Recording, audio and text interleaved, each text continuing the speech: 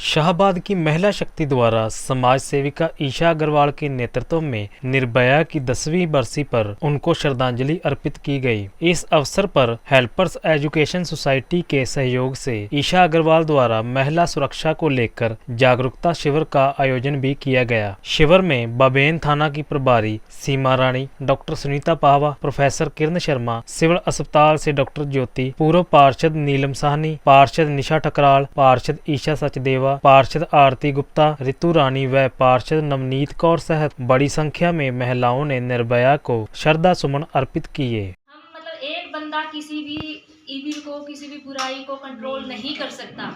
एक समाज सुधारने के लिए मैं सिर्फ यहाँ प्रवचन दे के चली जाऊँ, बोल के चली जाऊँ तो समाज नहीं सुधरेगा। समाज को सुधारने के लिए समाज है क्या? मेरे लिए आप समाज हैं और आपके लिए मैं समाज हूँ। दरिंदों को कम करने की जरूरत है और वो दरिंदे भी हम में से ही होते हैं, हमारे कोई किसी के बच्चे होते हैं। वो उनको बताइए कि अगर अपनी बहन को वो कांटा लगा हुआ देख के उनकी आंखों में आंसू आते हैं तो दूसरे की बहन जिसके ऊपर वो लाइन मार रहे हैं, जिसके ऊपर वो रेप कर रहे हैं या छेड़खानी कर रहे हैं, एसिड फेंक रहे हैं, वो भी किसी की बहन या बेटी है। सर्वप्रथम मैं आपका धन्यवाद करूंगी कि आप यहाँ पे आए। आज बहुत ही विचार करने वाले विषय गर्ल प्रोटेक्शन अवेयरनेस को लेके helpers Shahbad education and welfare society की तरफ से पूरी की पूरी टीम ने मिलके आज ये कैंप हेल्पर्स भवन जो सिविल हॉस्पिटल में है वहाँ पे ऑर्गेनाइज़ किया। यहाँ पे हमारे अतिथि के रूप में SHO मैडम बबैन सीमा मैडम और DSP शाहबाद जो कुछ किसान आंदोलन की वजह से वहाँ पे उनकी ड्यूटी लग गई तो वो आ नहीं पाए, और इन सब के बीच में डॉक्टर्स जो सिविल हॉस्पिटल से प्लस हमारे आदेश हॉस्पिटल से भी मैडम यहाँ पे आए थे। तो उन सब की अगुवाई में आज बहुत ही सुंदर कार्यक्रम गर्ल प्रोटेक्शन अवेयरनेस को लेके आज 16 दिसंबर है।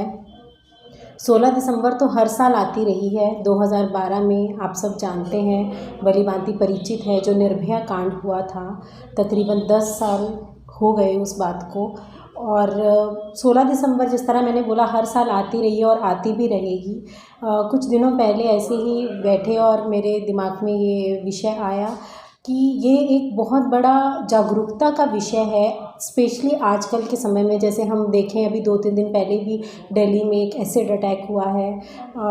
बहुत सारे केसेस हमें अलग अलग स्टेट्स में सुनने को मिलते हैं कि किसी बुजुर्ग की तरफ से किसी छोटी बच्ची के साथ दुष्कर्म किया गया।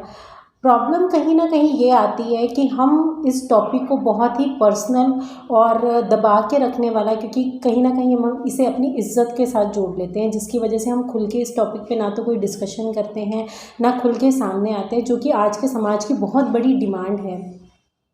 जिस तरह से कहा जाता है कि हम समाज सेवी, हर एक, जैसे मैंने अपने भाषण में भी बोला, चाहे कोई MC है, चाहे प्रधान है, MLA हैं, MP हैं, हर कोई एक पद से बंधा हुआ है और हर पद की एक गरिमा होती है। अपनी गरिमा और अपनी लिमिटेशंस के बीच में रह के हर कोई काम कर रहा है और करता आया भी है और आगे भी करता रहेगा। लेकिन समाज को बदलने और समाज की जो ये कमियां हैं इसको दूर करने का काम एक समाज सेवी ही कर सकता है, क्योंकि जब एक समाज सेवी अपने समाज के अंदर ये दृढ़ निश्चय करके सामने आता है कि मुझे समाज को बदलना है, तो कहीं ना कहीं से ये जब तक ये डिस्कशन शुरू नहीं होगी तब तक इस पर जब तक बात नहीं होगी तब तक बदलाव नहीं होगा। तो बदलाव के लिए जैसे मैंने बोला जॉइन टॉक, तो बैठना और बोलना बहुत ज़रूरी है। जब तक बोलेंगे नहीं तब तक कोई सुनेगा नहीं, और जब तक कोई सुनेगा नहीं तब तक इसके ऊपर कोई कानून, कोई नियम, जैसे हमारी SHO मैडम ने भी कहा कि सिर्फ कानून बना देने से कभी अपराध नहीं रुकता। अपराध रुकता है मानसिकता बदलने से। ना ये जेंडर का इशू है कि कह देते हैं कि गर्ल लड़का, ये कोई जेंडर इशू नहीं है। ये हमारी किन परिस्थितियों में हमारी अपब्रिंगिंग हुई है, हमारी परवरिश हुई है, ये हमारी मानसिकता का एक रोग है। जिस मानसिकता को, इस रोग को हमें इस समाज से बाहर निकालना होगा, उखाड़ के फेंकना होगा। जब तक हमारी मानसिकता नहीं बदलेगी तब तक ऐसे अपराधों को नहीं बदला जाएगा। तो आज सिर्फ एक छोटी सी शुरुआत बहुत ही खूबसूरत तरीके से सभी के सभी जितने MC आए थे यहाँ पे, जितनी फीमेल MC यहाँ पे प्रेजेंट थे, और भी समाज से जितने बुज़ुर्ग या फिर जो मुझसे बड़ी मेरी माता जी और भी बहुत सब लोग आए थे। उन्होंने बड़ी ओपन डिस्कशन करी एसएचओ मैडम के साथ।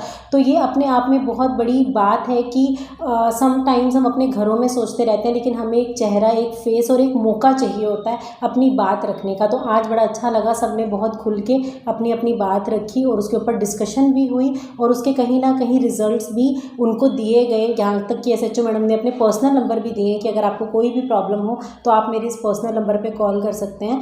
तो ये एक शुरुआत थी, और ये शुरुआत ज़रूर आगे बढ़ाई जाएगी। हमारी पूरी टीम का ये आगे का प्लान भी है कि आज हमने अवेयरनेस की है, कल हम इसको डिफेंस का नाम भी देंगे, क्योंकि हम डिफेंस क्लासेस लगा के ना केवल लड़कियों को बल्कि लड़कों को भी, क्योंकि अच्छे परिवार से, अच्छे समाज से, हर जगह से शिक्षा।